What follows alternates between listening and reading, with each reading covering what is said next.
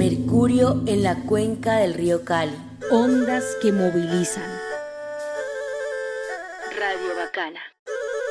Tejido sonoro desde el suroccidente.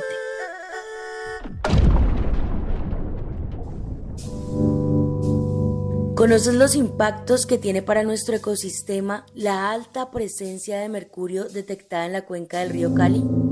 Para este capítulo conversamos con Karen Viviana Vivas Hoyos. Ella es máster en ciencias ambientales y se define como protectora del agua. Su investigación busca determinar la concentración de mercurio en aguas y sedimentos en la cuenca del río Cali. Bueno, el mercurio es un metal pesado, es altamente tóxico y puede llegar al ambiente de manera natural o antropogénica, ¿sí? Entonces, ¿Qué es antropogénica? Por actividad del ser humano. Okay. ¿Sí? Entonces, digamos, esas son como las dos maneras como se puede presentar. Él se encuentra naturalmente, digamos, hay yacimientos de mercurio, principalmente que están en España, pero desafortunadamente aquí en Colombia el mercurio se usa para la extracción de oro. Entonces, en este caso, la investigación concretamente es por el mercurio que usan en la minería ilegal de oro. Okay. ¿Y cuáles son las afectaciones, Karen? Sí, él afecta principalmente el sistema nervioso central.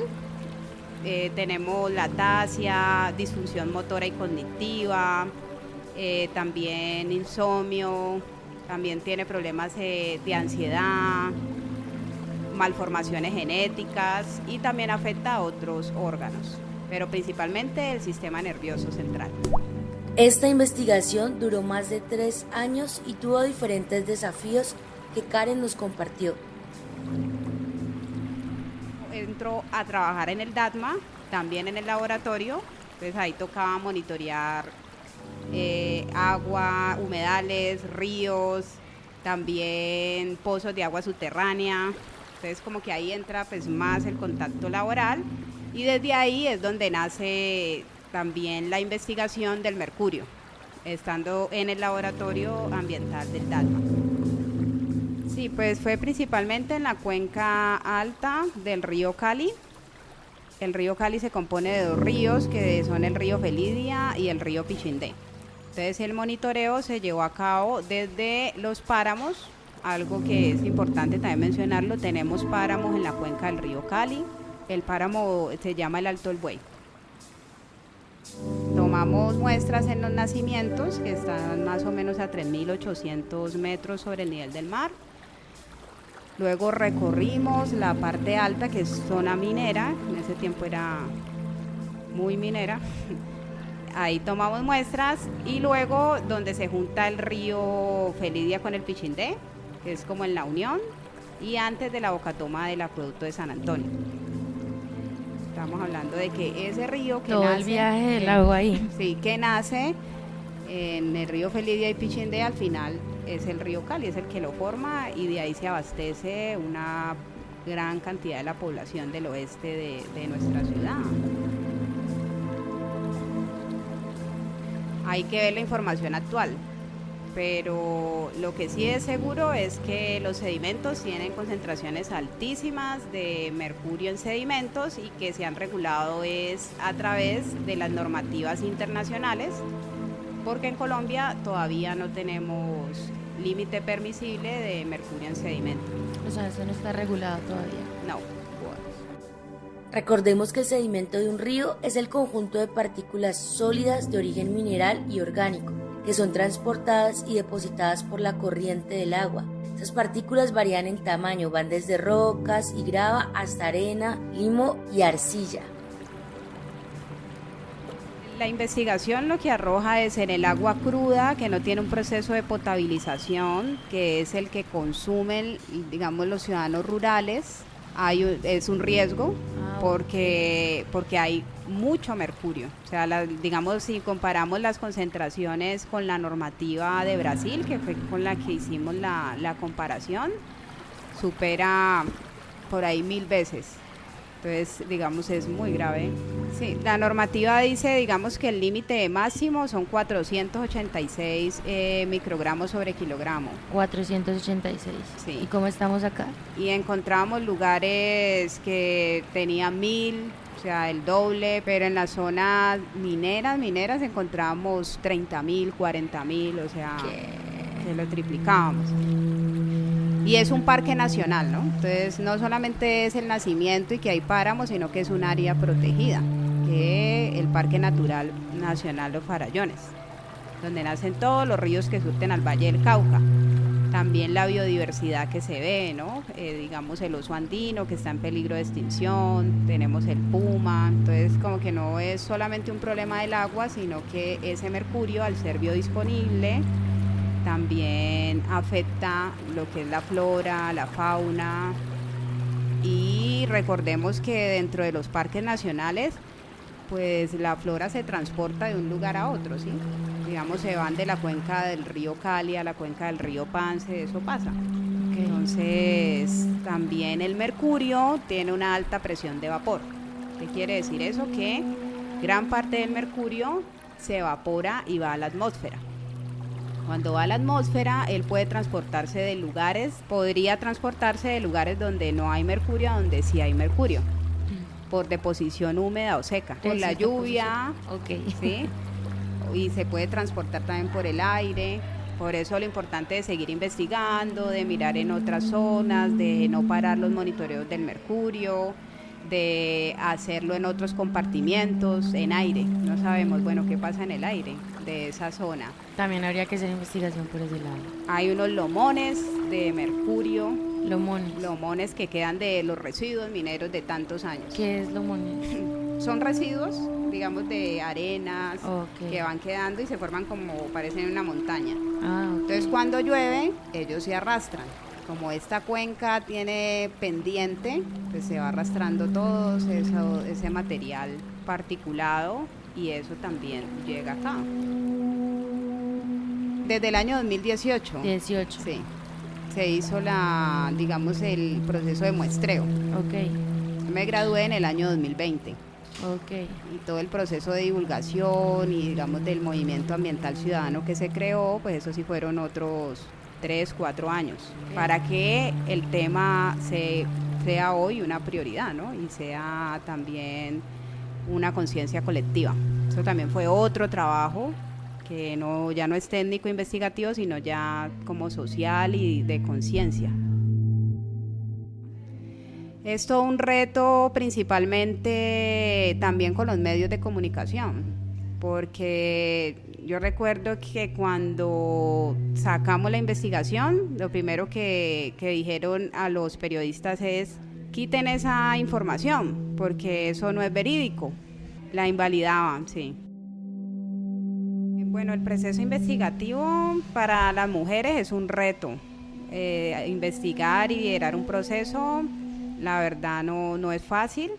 Requiere de mucho esfuerzo, de estar como validando que sí estás capacitada para hacerlo.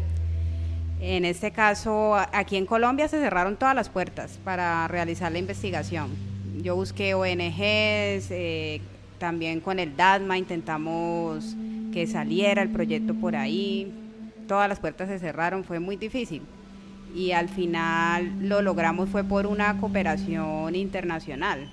Para poder hacer la investigación, yo me llevo las muestras a España. Y es ahí donde se analizan. O sea, ¿pero es porque acá en Colombia no hay laboratorios para eso o fue porque te dijeron, no, acá no vamos a hacer eso? Es porque el tema primero es muy sensible. Es un tema que las entidades, a pesar de que se tenían los límites permisibles de mercurio, digamos que ya sabían que estaban por encima, no le ponían cuidado. Pues era una actividad ilegal, también porque es un tema sensible para la salud humana. Entonces era como más fácil, lo que decía es dejemos eso, digamos, callado. El otro también es que requiere de una financiación, los análisis valen, ¿no? Análisis de agua, el análisis de mercurio, entonces requiere de una inversión y no, el tema no era prioridad, en su momento no era prioridad. Entonces, sí se deben hacer y se debe apoyar más la parte investigativa, sobre todo que Colombia es el país que más emite mercurio per cápita del mundo. Como siempre, nos invitamos a pensar y proponer qué podemos hacer. Aquí algunos tips para tener en cuenta que Karen nos comparte a partir de su propia experiencia. Bueno, primero la academia es muy importante porque nos muestra unos resultados y en el caso de las ciencias, pues son ciencias exactas, ¿no? Entonces te muestra, mire aquí, según esta normativa internacional hay unos límites permisibles que se están superando, lo que quiere decir es que hay unos riesgos adversos para la biodiversidad graves y un peligro de que ese sedimento llegue al agua, pero en algunos puntos está biodisponible para la vida. Entonces, digamos que la parte científica te da datos muy técnicos, sin embargo, el trabajo real y fuerte para mí es en las comunidades, porque si se queda solamente en la academia, pues no, nadie le pone cuidado, ¿no? Pero si lo llevamos a las comunidades afectadas y mostramos la dimensión, porque no es solamente, eso es en la zona rural, entonces yo me desconecto. No, resulta que el ambiente no es así, todo está interconectado, lo que pasa arriba afecta abajo, entonces no podemos ver ni siquiera los subcompartimientos ambientales separados. Lo que pasa en el agua luego se va al aire, lo que pasa en el aire pues luego se va a la biota. La biota, digamos que entra en los suelos, la biodiversidad. Y para mí el ambiente, el agua es un ser vivo, ¿sí? Yo le apuesto más también a una naturaleza regenerativa y es a ver que no es un recurso natural. Si seguimos viendo el medio ambiente y sus compartimientos como recursos, va a ser muy difícil enfrentar la crisis climática y la crisis de biodiversidad que estamos enfrentando actualmente para los sectores vulnerables, que son los más afectados. Lo que funciona es organizarnos en red, creer en esos liderazgos comunitarios y la cooperación. Lo que yo hablaba también en la charla es acá no funciona el ego. O sea, en temas ambientales es o nos unimos de manera cooperativa para lograr el objetivo y el propósito o no funciona. Hay que empezar a juntar los diferentes colectivos. Yo creo más en los colectivos de base, ¿sí? En los colectivos más orgánicos, en esos colectivos que viven a diario la problemática y empezar a hacer conciencia colectiva. Yo le llamo conciencia en acción, hacer jornadas de sensibilización. También creo mucho en la intención, ¿no? En la intención que pongamos en los espacios, eso también al final se transmite. Entonces es utilizar eso, la academia también es muy importante, guiarnos por las normativas, por las leyes, aprender de leyes, pero estas escuelas populares y territoriales pueden lograr posicionar una agenda, porque lo que hacemos es obligar, ¿sí? Obligar a los gobernantes. Mire, aquí ya están las personas organizadas, ya tenemos todo, ustedes hagan. Ellos van a priorizar lo que la comunidad les exija. Las problemáticas ambientales en su mayoría son socioambientales, ¿sí? Entonces no podemos desligar la parte social del ambiental. En este caso, pues la actividad ilegal, sabemos que no llegan recursos económicos a las zonas rurales y que las personas dependen porque es su trabajo. Si tú hablas con un minero, el que te dice, no, este es mi trabajo.